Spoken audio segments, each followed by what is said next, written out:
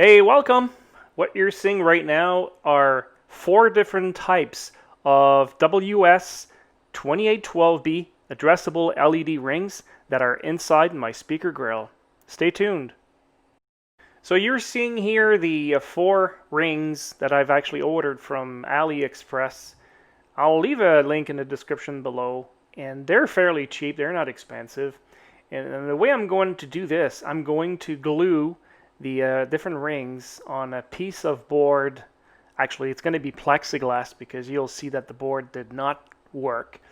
And I will just basically glue this on the piece of plexiglass and making sure that everything is centered. And it's going to kind of look like this. I'm going to have the just a grill on top and then the outer ring. And it should look pretty cool. Now I started with marking the speaker grill, and then I just used my power tool to cut a circle that will fit in the speaker grill.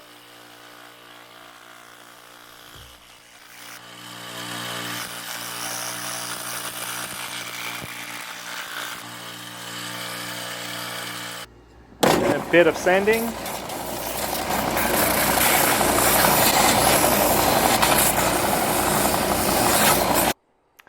And now I drew some lines just to kind of drill holes so the sound travels better.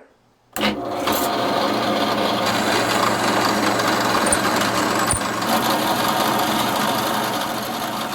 after all this, when I drilled a hole, tried to fish the wire, well, it broke the piece of wood.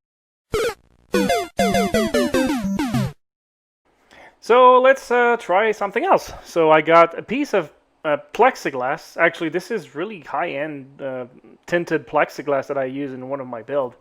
And well, that's all I had really laying around, so I'm using this.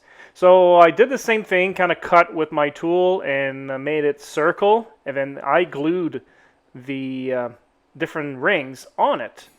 So you can see here that it actually looks really nice.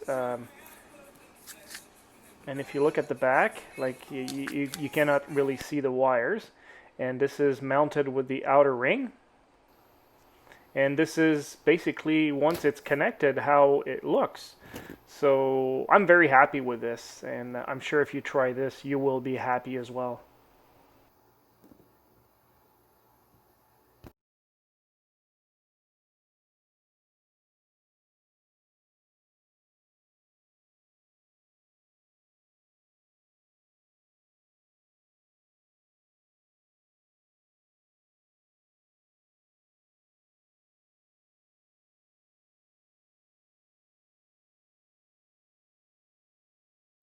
So these ones are all addressable LEDs. I've got 4 different rings. Now, when they come in the mail, it's a bit deceiving if you order from AliExpress. They look like they're mounted on a piece of plastic together, but they're not. They're all separate, so you're going to have to glue them.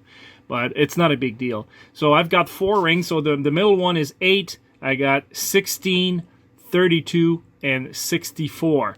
So actually, there's no addressable LED script right now to kind of handle this. So for example, fading in, out, going from inside and just kind of spinning.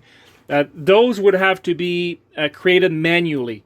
And I guess maybe at some point, people that are actually skilled, and if it becomes a trend, then maybe we can start writing those specific addressable LED effects in DOF. One thing that took me long enough to realize is, guys, trust me, that's like the 3rd time I'm redoing this. If you're gonna do something, do it right. Take your time. Manage the wires properly, because you know what? You're gonna damage components. You're gonna have to troubleshoot. You're gonna spend days trying to figure out what's going on. So test one thing at a time. Make your connection neat. Make sure there's no loose wire. Make sure everything is clamped. They call those wood insulated staples, and they work quite well. There's no loose wire. And what I've done is I've actually have quick connectors. Quick connectors are a lifesaver. I've ordered 1 or 2 of them, and the 12 volts right going to the ring, and the data to the PAL. I'm going to have just ground and 12 volt, and I can just connect this just like so. And now it's easy to manage. If you need to remove your panel, you can just quickly disconnect, and then you can just remove the panel and work on it. So guys, you've seen my videos, and then I love to manage the power and the data, which is the green, right, separately on all my strips. I believe it makes it easier to manage. Every 144 strips or so, you need to re-inject power. Otherwise, you will see it'll be faint and will not work properly.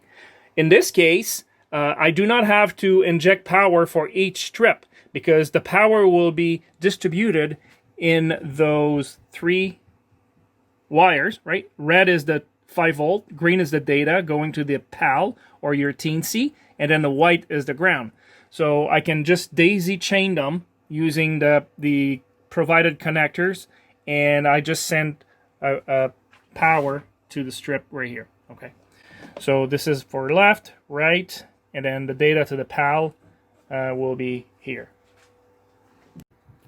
And here's the final results. So you can see the left side is not fully lit because the data is connected together for both of them, and the auto self test on the PAL only pushes 144 LEDs to test. So that's it. I'm very happy with this. It works really well, and folks, just do yourself a favor. Do it properly, okay? Take your time. Don't do a half-patch job. I mean, I've done my share of mistakes, and I've learned now, and I'm taking time as required. Honestly, I spent about 2 days on this, and I just wanted this to be proper, and then works, and then it just like it's actually the end result. In my opinion, is going to be a lot easier to manage within my cab, because once you've got your doors closed, your glass in, and then it's a pain in the butt, guys, to figure out what could go wrong. In this case, well, it's kind of everything is shrink wrapped. I've got all my wires are shrink wrapped when there's this connection. That's another one, guys. Don't use tape. Don't use electrical tape to actually connect your wires, okay? It's just horrible, and then you never know what is loose, and then you gotta do a proper solder connection, guys. And then what I do is I do the shrink wrap, and on top of it I use tape. Thank you for spending time with me. I love sharing my ideas with you guys. If you want to share yours with us, you can connect to our Discord. That's where everybody hangs out. Thanks for watching.